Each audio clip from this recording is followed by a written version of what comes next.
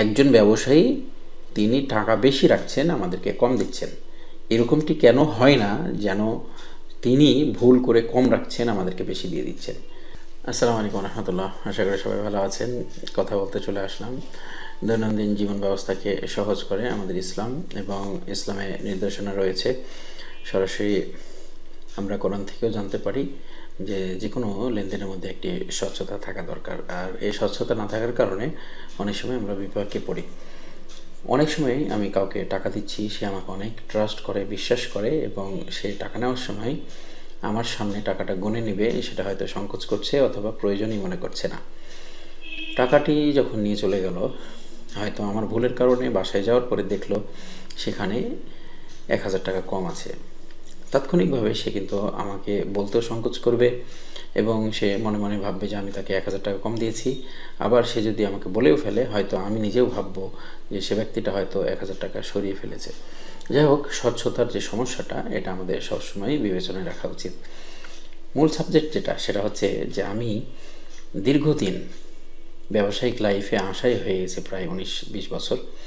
এই সময়ের মধ্যে আমি লেনদেনের ক্ষেত্রে আমি স্বাভাবিকভাবেই কখনো টাকা গণনা করি না বেশিরভাগ ক্ষেত্রে। আর এটা কখন হয়, যখন কোনো একটা বাজারে গিয়েছি, শপিংয়ে গেছি, অথবা কোনো কিছু কিনছি, বা একাধিক বিষয়গুলো কেনাকাটা করছি। এরকম যেমন আমি কাঁচা বাজারে গিয়েছি, আমি পটল কিনেছি, আলু কিনেছি, মাছ কিনেছি, অথবা এক দোকান থেকে আমি একাধিক পণ্য কিনছি। তখন তিনি হিসাব করে যখন আমাকে টাকা বলছেন যে আপনার 372 টাকা বিল, তা আসলে কোন কোন সাবজেক্টে কত টাকা লেগেছে সে বিষয়টি কিন্তু আমি পর্যালোচনা করি না, কখনোই করি না। তো হঠাৎ করেই আমি 3 মাস আগে আমি রাজশাহী টু ঢাকা যাওয়ার সময় টাঙ্গাইলে আমি হাইওয়েতে একটু বিরতি নিই, এবং সেখানে একটি দোকানে 2টি কফি কিনি। সে কফিটা আমি খাই, এবং সেখানে আমি 2টি চিপস কিনি।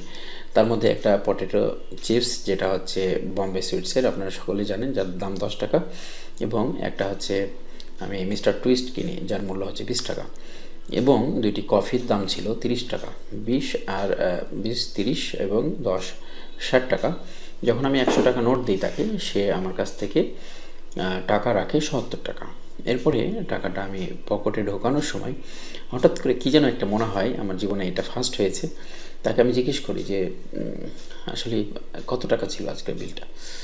তো যেহেতু আমার মনে সংকোচ হয়েছে এবং আমি তাকে জিজ্ঞেস করছি, উনি বললেন 70 টাকা। তখন আমি আমার পণ্যগুলোকে মিলিয়ে দেখছিলাম, দেখলাম যে পটেটো চিপস 10 টাকা, আর মিস্টার টুইস্ট যেটা ছিল তার মূল্য 20 টাকা। তাহলে দুটো মিলে 30 টাকা, আর 2টি কফির দাম 15, 30 টাকা ছিল 60 টাকা। তো আমি তাকে এভাবে না বলে জিজ্ঞেস করলাম যে আপনার মিস্টার টুইস্টের দাম কত? তিনি বললেন 20 টাকা। তাহলে পটেটো চিপসের দাম?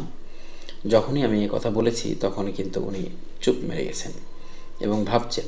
আমি বললাম, এটার দাম জানেন না আপনি? তো বলছে, হ্যাঁ জানি, এটার দাম 10 টাকা। তাহলে 10 আর 20 কত? 30। আর কফি 2টার দাম কত?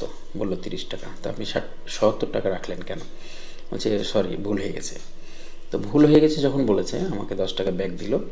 টাকাটা নিয়ে আমি সেখান থেকে চলে আসি, এবং তখন কেন জানি আমার মনে একটা সংকোচ আসছিল যে আসলে ব্যবসায়ীরা সম্ভবত এরকমই হয় অনেক ক্ষেত্রেই। তারপর থেকে আমি কিছু বিষয় জাজমেন্ট করার চেষ্টা করছি, প্রায় সময় আমি এটাকে জাজমেন্ট করার চেষ্টা করছি, এবং দেখছি ম্যাক্সিমাম ব্যবসায়ীরা এটা করছে। এবং গতকালকে আমি আমার ছাত্রদের সাথে রাত্রে একটি ডিনারের আয়োজন ছিল, এবং সেখানে আমি যাচ্ছিলাম, ছাত্ররা সাথে ছিল। তো কয়েকজনের সামনে এই বিষয়টি আমি গল্প করছিলাম যে ব্যবসায়ীরা সাধারণত বর্তমান সময়ে এরকম করে। টাঙ্গাইল থেকে আসার পরেও আমি 4-5 জায়গায় এরকম সমস্যা পেয়েছি। এবং আমরা যারা সাধারণ নাগরিক আছি, অনেক সময় কিন্তু আসলে এই বিষয়গুলোকে খুব একটা মূল্য দিই না, এবং আমরা ট্রাস্ট করি ব্যবসায়ীদেরকে। তো তাদের সামনে যখন আমি বলছি যে আমাদের সাথে সব সময়, প্রায় সময় এরকম হয়, এটা আমাদের দেখে নেওয়া উচিত, এবং ইসলাম আমাদেরকে এই নির্দেশনা দিয়েছে।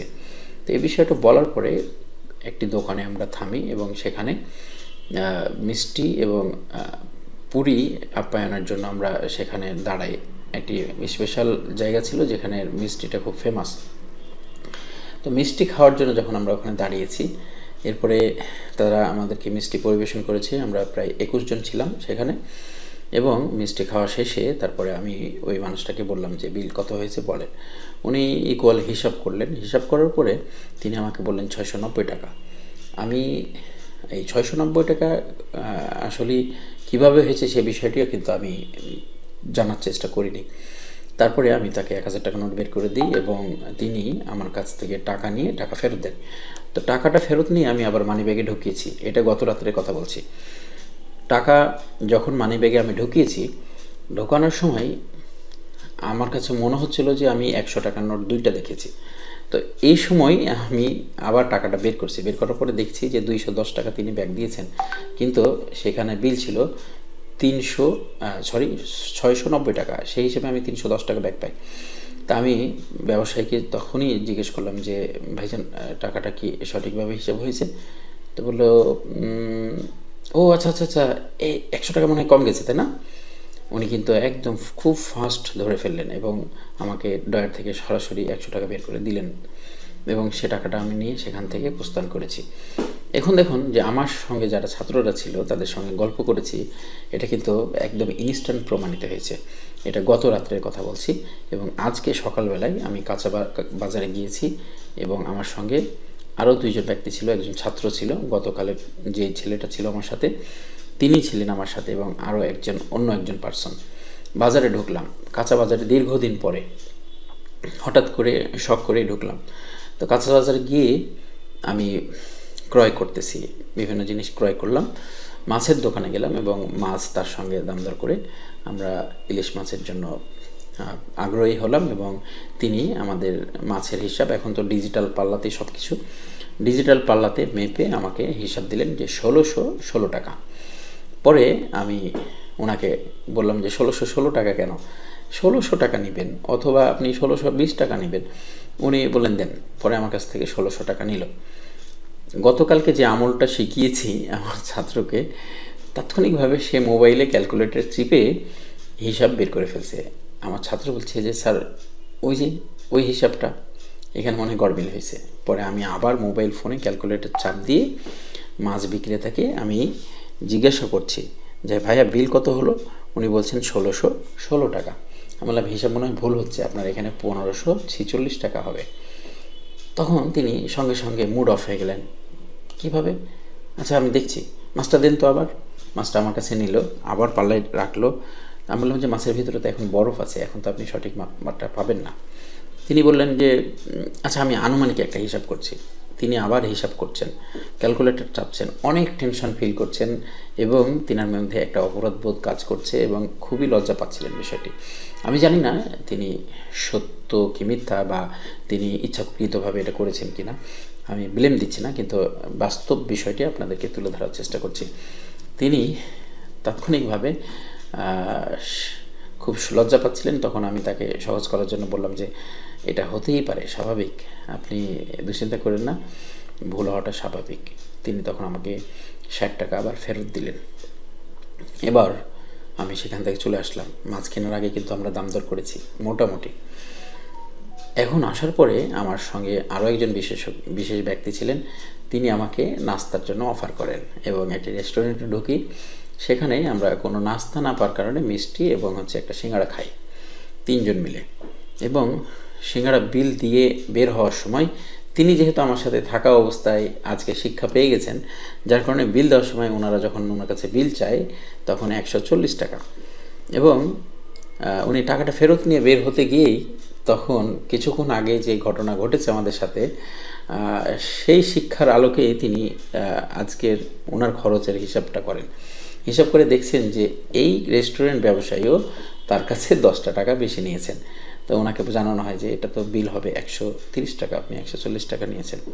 তো বলছে ওহো সরি 10 টাকা ব্যাক দিল। কেন আমাদের সাথে এমনই হয় যে একজন ব্যবসায়ী তিনি টাকা বেশি রাখছেন, আমাদেরকে কম দিচ্ছেন? এরকমটি কেন হয় না যেন তিনি ভুল করে কম রাখছেন, আমাদেরকে বেশি দিয়ে দিচ্ছেন? তো এই বিষয়টি আসলে কারো কারো ক্ষেত্রে ভুল এবং কারো কারো ক্ষেত্রে এটা ইচ্ছাকৃত অপরাধ। যিনি লোভী, যিনার হারাম হালালের প্রশ্ন তার ভিতরে কাজ করে না এবং তিনি যে কোনোভাবে লাভবান হতে চায়। যার কারণে আমাদের উচিত আমরা যেখানেই লেনদেন করি না কেন ইসলামের নির্দেশনা অনুযায়ী স্বচ্ছতাটাকে অবশ্যই মূল্যায়ন করে আমরা হিসাব করে টাকা দেব, হিসাব করে টাকা নেব। দেখবেন আপনার জীবনের অনেক অর্থ বেঁচে গেছে এবং কিছু মানুষ হারাম আয় থেকেও বেঁচে থাকবে ইনশাআল্লাহ।